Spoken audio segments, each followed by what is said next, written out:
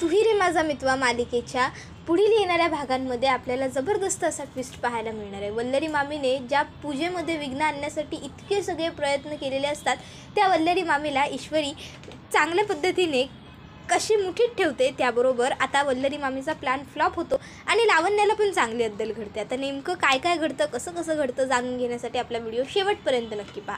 तर आता इथे वल्लरी मनात म्हणत असते की जरी सात्विकाचा कौल मिळाला असला तरीही वल्लरीचा कौल मिळालेला नाही आहे, त्यामुळे ईश्वरी ह्या घरात कधीच कुठल्याच पद्धतीची पूजा वगैरे करू शकत नाही। तिला ह्या घरच्या सुनेचा मान मी मिळूच देणार नाही। आणि आता लावण्याच्या मदतीने वल्लरीने मुद्दामून असा कापूर घेतलेला असतो ज्या कापुरामुळे भडका होईल आणि ताटात तो कापूर टाकल्याबरोबर जाळल्याबरोबर आग लागेल मोठी आणि त्याच्यामुळे सगळ्या पूजेचा इस्कोट होईल, कारण पूजेचं ताटच खाली सांडेल, अपशकून होईल। आता ठरल्याप्रमाणे ईश्वरी आणि अर्णव हे दोघंजण आवरून वगैरे तयार होऊन पूजा करण्यासाठी आता खाली आलेले असतात। आता खाली आल्याबरोबर ईश्वरीला आणि अर्णवला लगेचच सांगत असते अंजली आणि मामा की बघा सगळी पूजेची तयारी वगैरे झाली आहे, तुम्हाला दोघांना फक्त पूजेला उभं राहायचं आहे, पूजा करायची आहे। ईश्वरी घटस्थापना कशी करतात ते तुला माहीत आहे ना? त्यावर ईश्वरी सांगते हो। मग आता त्यानंतर ईश्वरी घटस्थापना करते। आता पूजा करण्याची वेळ जेव्हा असते तेव्हा ताट ईश्वरीच्या हातात असतं आणि कापूर अर्णव जाळत असतो। त्यामुळे मग मात्र आता लावण्याला टेन्शन येतं, कारण तिला माहीत असतं की जर ARने कापूर जाळला तर ARच्या हातावरती आग येईल आणि जर ARच्या हातावर आग आली तर ते काही तिला सहन होणार नसतं। त्यामुळे आता ती पटकन तो कापूर जाळतो आणि ताटाला हात मारायला जाते, पण ईश्वरीने ताट गच्च पकडलं असल्यामुळे ताट पडत नाही, उलट तो कापूर अर्णवच्याच हातावरती पडतो आणि त्याच्यामुळे अर्णवला भाजतं। आता अर्णवला भाजल्याबरोबर लावण्या हिला अर्णवची काळजी वाटते। ती अर्णवला विचारत असते, यार तू ठीक आहेस ना, तुझा हात भाजला नाही ना फार? पण अर्णव हा आता ईश्वरीला विचारत असतो की तू ठीक आहेस ना, कारण तिच्या हातामध्ये ताट असतं। त्याला वाटतं की तिच्या हातातल्या ताटातून सुद्धा तिच्या हातावरती काही डाग वगैरे उडालेत की काय, पण आता ईश्वरीला काहीच झालेलं नसतं, कारण ताटामध्ये कापूर हा गेलेलाच नसतो। अर्णवच्या हातावरतीच तो कापूर जळालेला असतो आणि खाली सांडलेला असतो। त्याबरोबर आता आकाश पटकन येऊन त्या कापरावरती पाय देतो आणि तो कापूर तिथल्या तिथे विझवतात। तर आता ईश्वरी सांगते की नाही, मला काहीच झालेलं नाही आहे, मी ठीक आहे। लावण्याला मात्र प्रचंड राग आलेला असतो। तिला वाटत असतं की याला एवढं भाजलं आहे तरी याला त्या मिडल क्लास मुलीची इतकी काळजी वाटते। त्याबरोबर आता लगेचच अर्णव हा स्वतःचा हात जरा बघत असतो, तर लावण्या ही मनातल्या मनात म्हणत असते की शिट, ठरवल्याप्रमाणे कधीच काहीच घडत नाही। माझं नशीबच माझ्यासोबत कधीच नसतं की जेव्हा जेव्हा मी जे जे ठरवते ते घडतच नाही, नेहमी असंच काहीतरी होतं आणि ही मिडल क्लास मुलगी कायम वाचत राहते। काहीही झालं तरी आता आम्ही हिला सुखी सोडणार नाही। आजची पूजा जरी पूर्ण झाली तरीसुद्धा या नवरात्रीच्या 9 दिवसात एकदा तरी मी हिला अशी अद्दल घडवेन की पुढच्या कुठल्याही सण समारंभामध्ये येताना ही एकदा 10दा नाही तर 100 वेळा विचार करेल, आज वाचलीस तू, पुन्हा वाचणार नाही, एवढं मात्र नक्की।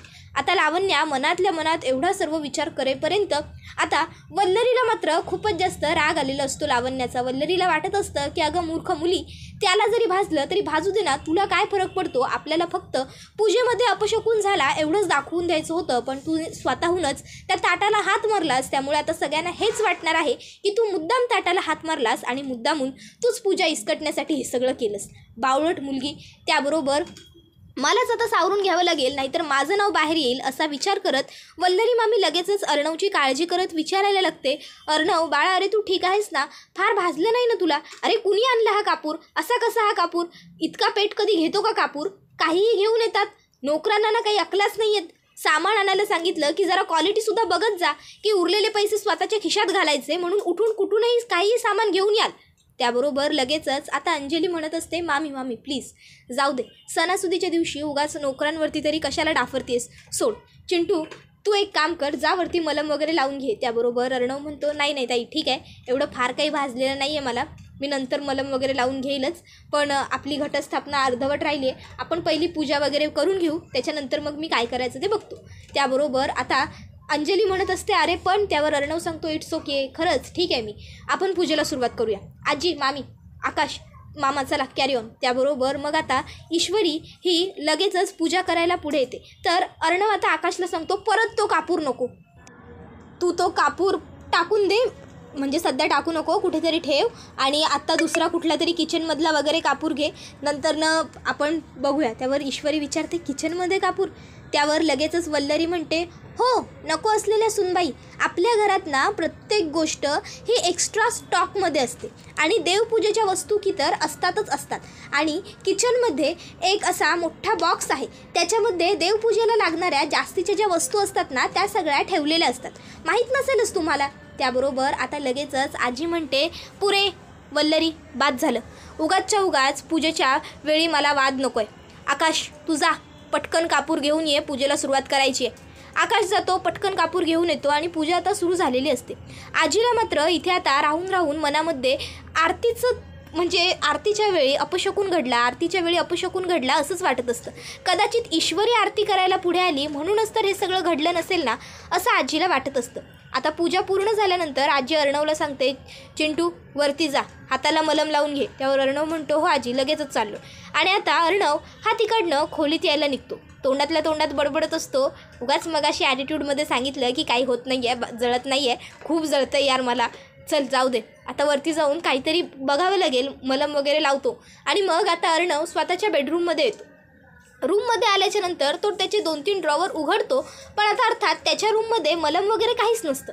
तर आता इथे ईश्वरी हिलासुद्धा जरा वाईट वाटलेलं असतं, कारण अर्णवला भाजलेलं असतं, त्याच्यात त्याचीसुद्धा चूक नसते. पण ईश्वरीला वाटत असतं की लावण्याने मुद्दाम पूजेचा विस्फोट व्हावा म्हणून हे सगळं करायला गेली आणि उगाच अर्णव सर भाजले. पण तिला हे माहीत नसतं की हे सगळं तिला भाजण्यासाठी ठरवून केलेलं गेलं असतं.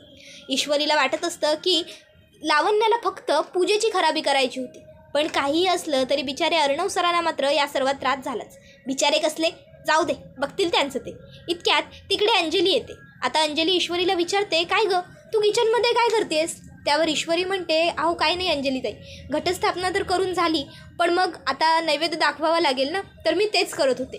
तर आता अंजली ही तिला म्हणत असते की नाही ते सगळं ठीक आहे, पण अगं चिंटूला भाजलं आहे, बघ त्याला मलम वगैरे मिळालं का? त्यावर ईश्वरी म्हणते अहो त्यात मी काय बघू, त्यांची खोली, कधीपासून ते तीच खोली वापरत आहेत, त्यांना त्यांच्या खोलीत कुठे काय ठेवलं आहे काय नाही माझ्यापेक्षा जास्त चांगलं माहीत असेल की, मला येऊन 2 दिवस झाले. त्याबरोबर आता अंजली सांगत असते अगं हो, पण जेव्हा आपल्याला लागतं त्यावेळेस आपण स्वतःच्या हाताने मलम लावायला गेलो की आपल्याला नको वाटतं की नाही, दुसऱ्याने कुणी लावून दिलं की बरं वाटतं, म्हणून म्हणते जा जरा त्याची मदत कर. ईश्वरी सांगते अंजलीताई मग तुम्हीच जाऊन मदत करा ना त्यांची, हवं तर तुमचं जे काही काम असेल ना इथे किचनमध्ये ते तुम्ही मला सांगा, मी तुमचं काम करते. ते काय म्हणतात तुमच्या भाषेत, रिप्लेसमेंट. त्याबरोबर लगेचच ती म्हणते नको, रिप्लेसमेंट त्यापेक्षा मीच तुझी करते, तूच वरती जा. बघ मगाशी त्याला भाजूनही त्याने पहिली तुझी चौकशी केली, काळजी असल्याशिवाय का, मग तू काळजी करायला नको का? ईश्वरी विचार करते आपल्याला कोणाचे एहसान नको आहे. मग आता इशू ही वरती खोलीत येते, बघते तर काय अर्णवला काहीसुद्धा सापडलेलं नसतं. अर्णव डोक्याला हात लावून बसलेला असतो. ईश्वरी वरती येते आणि म्हणते वा बढिया, छान, तुम्हाला डोक्याला हात लावून बसायला पाठवलं होतं आजीने की हाताला मलम लावायला? त्यावर अर्णव सांगतो मी खोलीत शोधलं, मला मलम सापडलं नाही. ॲक्च्युली ह्या सर्व वस्तू का माझ्या खोलीत कधीच नसतात, ताईकडे असतात किंवा आजीकडे असतात. मला जेव्हा गरज वाटते तेव्हा मी त्यांच्याकडून कोणाकडून तरी घेऊन येतो. त्याबरोबर आता ईश्वरी म्हणते हो तुमच्या खोलीमध्ये सापडेल ना फुटबॉल, हो त्या फुटबॉलवरती राख काढायला, तुमच्या खोलीमध्ये पंचिंग बॅग सापडेल तिच्यावरती राख काढायला, तुमच्या त्या बेडरूममध्ये त्या तुमच्या गादीच्या खाली ते ग्लोव्ज सापडतील त्याच्यावरती मारायला, पण साधं मलम नाही आहे तुमच्या खोलीमध्ये. अर्णव म्हणतो तुझ्याकडे आहे? त्यावर ईश्वरी सांगते हो आहे. ह्या सर्व गोष्टी ना फर्स्ट स्टेज असतात, त्यामुळे त्या वापराव्याच लागतात प्रत्येकाला आणि म्हणून त्या सगळी माणसं जपून ठेवतातच. त्याबरोबर अर्णव म्हणतो किती लेक्चर देशील, आहे मग दे. त्याबरोबर ईश्वरी अर्णवकडे रागाने बघते आणि सुधारणार नाही तुम्ही असं म्हणत मलम काढते. त्याबरोबर आता ती अर्णवच्या हातात देते आणि म्हणते लावून घ्या आता. त्याबरोबर अर्णव आता मलम लावायला घेतो खरा, नेहमीच सगळ्यांशी भांडणारा, सगळ्यांना ओरडणारा, स्वतःच्या जखमेवर मात्र मलम लावताना काळजी करत असतो. ईश्वरी म्हणते दुसऱ्यांना त्रास देताना एवढा विचार जर केला ना तर खूप बरं होईल हो, तेवढाच समोरच्यालाही त्रास कमी होईल. पण नाही, आपल्याला कुठे समोरच्याशी घेणं देणं आहे, आपल्याला तर फक्त आपली पडलेली असते, आपलीसुद्धा पडलेली नसते, आपलीसुद्धा काळजी आपल्याला घेता येत नाही. आणि आता ईश्वरी खेचून अर्णवच्या हातातला मलम घेते, मलम काढते आणि आता पटकन ती लावत असते. अर्णवला आता जळत असतं. अर्णव तिला सांगत असतो अगं हळू कर ना जरा.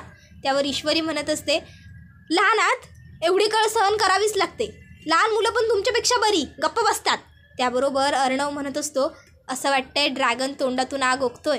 त्याबरोबर आता ईश्वरी अर्णवकडे रागाने बघते, तर अर्णव हा म्हणत असतो, नाही पण बरं वाटतंय, गार वाटतंय. त्याबरोबर ईश्वरी म्हणत असते, झालं, केला फालतू जोक. अहो एवढं भाजलंय तुम्हाला, मी काळजीपोटी बोलते आणि तुम्ही जोक कसले करताय हो. त्याबरोबर अर्णव म्हणत असतो, मी सिंदोर, होल्ड. तुला कळतंय का, तुझ्या तोंडावर काहीतरी एक, तुझ्या मनात काहीतरी एक आणि तुझ्या हातात काहीतरी एक, असं होतंय ग. त्याबरोबर ईश्वरी आ करते, म्हणजे तिला प्रश्न पडतो की अरे कसं सुचू शकतं यार माणसाला या अशा सिच्युएशनमध्ये असं काहीतरी. त्यावर अर्णव तिला सांगतो, तोंड बंद कर, मलम लाव, जखम भरली पाहिजे. ईश्वरीला खरंच प्रश्न पडतो की बापरे हा किती विचित्र माणूस आहे. तर दुसऱ्या बाजूला आता लावण्याला मात्र खूप जास्त राग आलेला असतो. लावण्या आता गेस्ट रूममध्ये येते आणि गेस्ट रूममधल्या सगळ्या सामनाची आदळआपट करायला लागते, सगळं फेकून टाकून द्यायला लागते आणि चिडत असते ती. इतक्यात तिकडे एक सर्वंट येते आणि विचारत असते की मॅडम अहो काय करतायत, तुम्हाला काही हवं आहे का. त्यावर लावण्या तिचाही अपमान करते आणि म्हणते, मला काय हवं काय नको ते मी माझं बघून घेईन ना, मी बोलवलेलं नाही आहे ना, मग माझ्या परमिशनशिवाय मी जिथे असेन तिथे यायचं नाही, गेट आउट फ्रॉम हिअर. त्याबरोबर आता बिचाऱ्या त्या सर्वंटला वाईट वाटतं खरं, पण लावण्या तिला ती काहीच बोलत नाही, ती सरळ आपली तिकडनं निघून जाते. लावण्या जोरात आता खोलीचा दरवाजा आपटून घेते, बंद करते आणि खोलीत ओरडत असते की एवढ्या दिवसांनंतर मी आले तरीसुद्धा यारला माझ्याबद्दल काहीच वाटत नाही आहे. मला लग्न मंडपात त्याने सोडून दिलं होतं तरीसुद्धा त्याने माझ्याबद्दल काळजी व्यक्त केली नाहीच की इतके दिवसानंतर तू आली आहेस, कशी आहेस तू, ठीक आहेस का, कुठे होतीस इतके दिवस. नाही, त्याला माझ्याबद्दल काही वाटतच नाही. त्याला ती मिडल क्लास मुलगीच इतकी आवडते की तो तिच्यामध्ये इतका गुंतून गेला की त्याला स्वतःला त्रास झालेला सुद्धा त्याला कळत नाही. इतकी कुठली मोठी जादू आहे तिच्यात जी माझ्यात नाही आहे, असं काय कमी आहे माझ्यात जे तिच्यात आहे. अरे प्रत्येक गोष्टी तिच्यापेक्षा मी उजवी आहे. मग अगदी ते शिक्षण असो, फॅशन सेन्स असो, क्लास असो, फ्रेंड सर्कल असो किंवा बिझनेसचं नॉलेज असो. तर दुसरीकडे वल्लरी त्या ठिकाणी आलेली असते आणि ती लावण्याला म्हणत असते, तुझ्यात सगळं परफेक्ट आहे पण प्रेमाचं काय. लावण्या, प्रेम ही अशी गोष्ट असते ना की जी झाल्याच्या नंतर माणूस आंधळं होतं, आंधळं. आणि अर्णवचं प्रेम तर आंधळं आणि लंगडं दोन्ही आहे. त्यावर ती म्हणते, म्हणजे. त्यावर मामी तिला सांगत असते की अगं आंधळं कारण अर्णवला प्रेमापुढे काही दिसतच नाही आहे, आणि लंगडं याच्यासाठी की अर्णव प्रत्येक गोष्टीत उजवा आहे आणि त्याचं प्रेम म्हणजे ती मिडल क्लास ईश्वरी ती प्रत्येक गोष्टीत अर्णवपेक्षा खाली आहे. अगदी पैशांच्या बाबतीत असू दे, शिक्षणाच्या बाबतीत असू दे, राहणीमानाच्या बाबतीत असू दे किंवा क्लासच्या बाबतीत असू दे. इवन अगं त्यांच्या चॉईससुद्धा जास्त मिळत्या जुळत्या नाही आहेत. मग झालं की नाही प्रेम लंगडंसुद्धा. त्याबरोबर पुढे ती सांगत असते, पण काय आहे ना, आपण ज्या माणसांवर प्रेम करतो ती माणसं कितीही चुकली, ती माणसं कशीही असली तरी त्या माणसांच्या चुका आपण नजरेआड करत जातो. आठवत नाही आहे का तुला, पूर्वी हाच अर्णव एका चुकीवरती किती रागवायचा ते, आणि आजही तो तसाच आहे सगळ्यांसाठी, फक्त बदललाय तो तिच्यासाठी. कळतोय ना, प्रेम झाल्यानंतरचा बदल माणसात किती घडतो तो. त्याचं तिच्यावर प्रेम आहे आणि तुझ्यावर नाही आहे, म्हणून त्याला तुझी काळजी नाही. जिथे प्रेम असतं काळजी तिथेच असते. मग जर आता काळजी वाटून घ्यायची असेल तर त्याच्यासाठी प्रेम मिळवावं लागेल. आता ठरव तुला काय करायचं आहे. एवढं बोलून वल्लरी तिकडनं बाहेर येते. तर आता मामा वल्लरीला सांगत असतो, वल्लरी हे बघ, उगाचच्या उगाच त्या लावण्याचे कान भरायची कामं करू नकोस. आता अर्णवचं लग्न झालेलं आहे, ईश्वरी त्याची लग्नाची बायको आहे आणि मीडियामध्ये प्रेस कॉन्फरन्स समोर त्याने ही गोष्ट कबूल केली आहे की त्याचं लग्न झालं आहे आणि आता तो सिंगल नाही आहे. त्यामुळे उगाचच्या उगाच तू नको ती स्वप्न त्या लावण्याला दाखवू नकोस. त्यापेक्षा तू वयाने मोठी आहेस, तिच्यापेक्षा 4 पावसाळे जास्त बघितलेस. तिला समजावून सांग की आता तू सुद्धा हे सर्व सोड, जुन्या गोष्टी विसर आणि आयुष्याची नव्याने सुरुवात करण्याचा प्रयत्न कर. तर आता दुसरीकडे आजी म्हणत असते अंजलीला, शेवटी तुम्ही तुमच्या मनाप्रमाणे हट्ट पूर्ण करायचं ठरवलं, बळजबरीने त्या ईश्वरीला पूजेचा मान दिला, त्या मुलीने पूजा केली आणि पूजेमध्ये शेवटी विघ्न आलं. पूजेमध्ये ताट पडता पडता राहिलं, माझ्या चिंटूचा हात भाजला. त्यावर लगेचच अंजली म्हणते, बघ शुभ जे घडलं ते सुद्धा तूच तोंडाने बोललीस की. त्यावर आजी म्हणते, म्हणजे.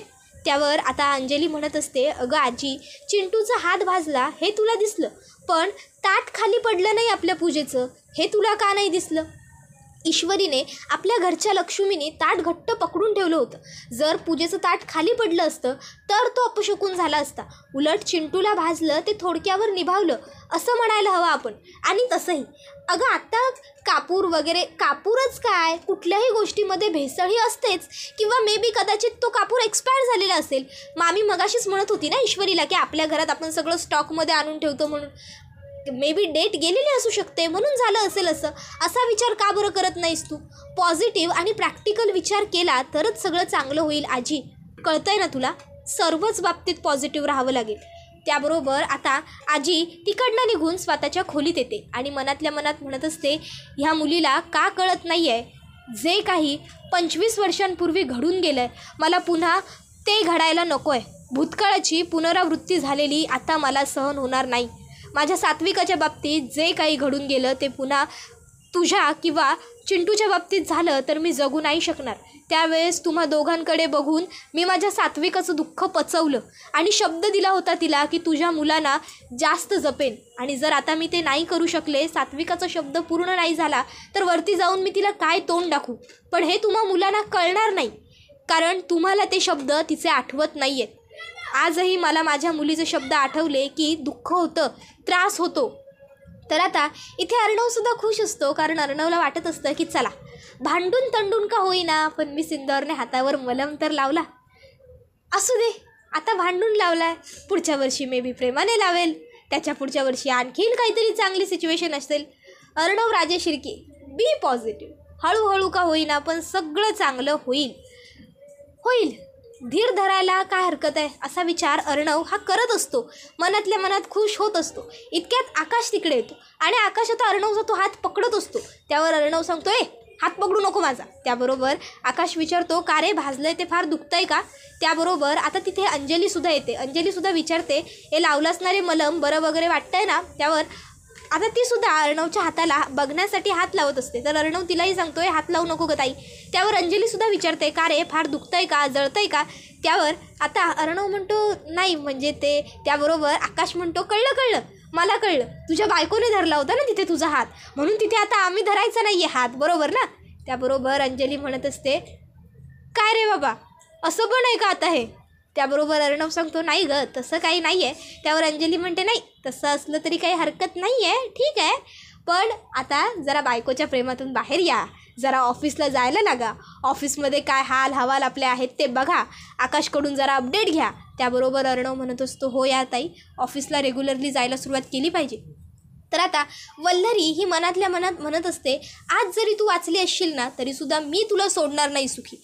अर्णव आज न उद्या ऑफिसला जायला लागणार आणि एकदा का त्याने पुन्हा एकदा स्वतःला कामात झोकून दिलं की पुन्हा त्याला मागच्या गोष्टींचं भान उरत नाही आणि उरणारही नाही. त्यानंतर दिवसभर तू फक्त माझ्या आणि माझ्याच हाताखाली असशील आणि ती माझी ओल्ड लेडी, तिला तर मी केव्हाच माझ्या मुठीत बंद करून घेतलं आहे. ती तर आता तुझं तोंडसुद्धा बघायला येणार नाही. राहिला प्रश्न अंजलीचा, तर अंजलीलासुद्धा कसं गोळात घ्यायचं हे मला बरोबर माहिती आहे. त्याच्यानंतर तुझी गाठ फक्त माझ्याशी आहे. तर इथे आता अंजली ही ईश्वरीला सांगते, ईश्वरी आज घटस्थापना झाली, पण आज रात्रीसुद्धा आपण नैवेद्य दाखवतो, तो सुद्धा घरच्या सुनेने बनवलेला, आणि आज पहिला दिवस असतो, त्यामुळे आज तुला सर्व सादर संगीत जेवण बनवावं लागेल. म्हणजे तू जितके पदार्थ बनवशील ना तितके चालतील. कमीत कमी 5 पदार्थ किंवा 5 पदार्थांपेक्षा जास्त पदार्थ बनव, नाही म्हणजे तू तामझाम जास्त करू नकोस. त्याबरोबर लगेचच आता वल्लरी तिकडे येते आणि म्हणत असते, पुरे कर हो अंजली, पुरे कर. अगं सुनबाईंनी साधा दही आणि भात जरी दाखवला ना देवाला तरी खूप झाला आपल्या. उठायचा पत्त्या नाही इथे. सकाळी पूजेच्या वेळेस तरा बघितलीस ना? त्यावर ईश्वरी त्यांना काहीच आर्ग्यू करत नसते. तर मामा लगेचच तिकडे वल्लरीला टोमणा मारत म्हणतो, गप्प बसायचं ठरलं होतं की नाही आपलं खोलीत? मग कशाला उगाच तोंड उघडतेस? आणि तसंही वल्लरी, स्वतःचं घर काचेचं असणाऱ्याने दुसऱ्याच्या घरावर दगड मारू नये अशी म्हण आहे. लक्षात असेलच ना गं तुझ्या? मराठीतली म्हण की अर्थासकट स्पष्ट करून सांगू तुला? वल्लरी मामाला गप्प बसायला सांगते. तर मामा म्हणतो, तू गप्प बस आणि खोलीत जा. वल्लरी तिकडनं खोलीत जाते. तर त्यानंतर आता रात्रीच्या वेळी ईश्वरीने अगदी सर्व सादरसंगीत स्वयंपाक बनवलेला असतो आणि अंजलीने सांगितल्याप्रमाणे सून म्हणून घरातली जी घटस्थापना असते तिथे नैवेद्य वगैरे सुद्धा देवांना दाखवलेला असतो. त्याबरोबर हा व्हिडिओ इथेच संपतो. व्हिडिओ आवडला तर व्हिडिओला लाईक करा, चॅनलवर नवीन असाल तर चॅनलला सबस्क्राईब करा, बेल आयकॉन प्रेस करा जेणेकरून तुम्हाला पुढच्या प्रत्येक व्हिडिओचं नोटिफिकेशन मिळत जाईल. धन्यवाद.